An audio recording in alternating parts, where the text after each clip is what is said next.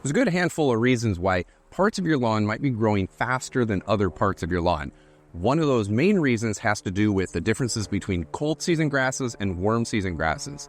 If, for instance, you have some fescue and Bermuda grass in the same lawn, in the spring, the fescue is going to be growing a lot faster than the Bermuda.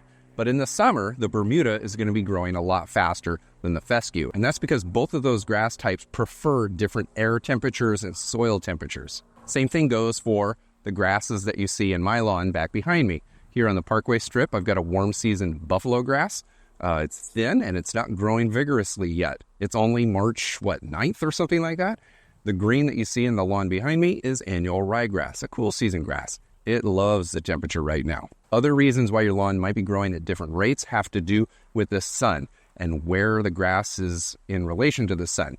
If parts of your lawn are getting sun 10 hours out of the day and other parts of your lawn are only getting full sun 5 hours out of the day, the parts of the lawn that are getting the most sun are most likely growing faster. The reason for that should be obvious. Plants get their energy from the sun. Even if we fertilize, the energy comes from the sun. We could fertilize all we want. If there's no sunlight whatsoever, then the plant is literally going to die. It's just going to die.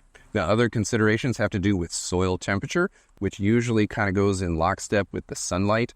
If your soil temperature is 45 degrees in one area in the middle of the spring, but in another area of the lawn it's 55 degrees, then everything in the warmer soil temperature category is going to be growing better.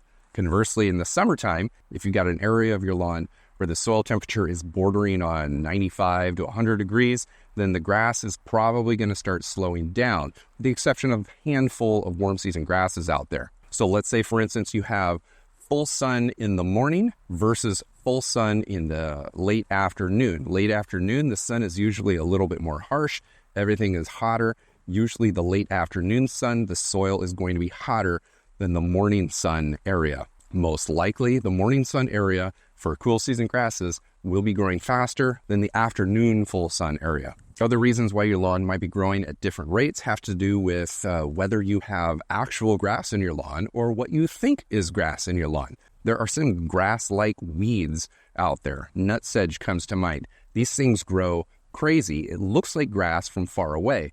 Only a trained eye really can go up close to it and say, nope, that's not grass, that's nutsedge. It will almost always grow faster than the grass that you have in your lawn. Nutsedge is considered to be a weed by most people. There are decorative or ornamental sedges that people plant all the time, and I'm fine with those. But in the lawn, purple and yellow nutsedge are not desirable, and they really make a lawn look unkempt unless you're mowing that grass every couple days. Even then, you still notice it. There are some slightly less common reasons why your grass might be growing at different rates, having to do with soil compaction in one area versus no soil compaction in another area. It could be nutrient deficiencies in one area versus another area. And probably the most common of the uncommon reasons of all has to do with soil pH. You might have highly acidic or highly alkaline soil in one area or perfect soil pH in another area. Good example of this is if there used to be a fire pit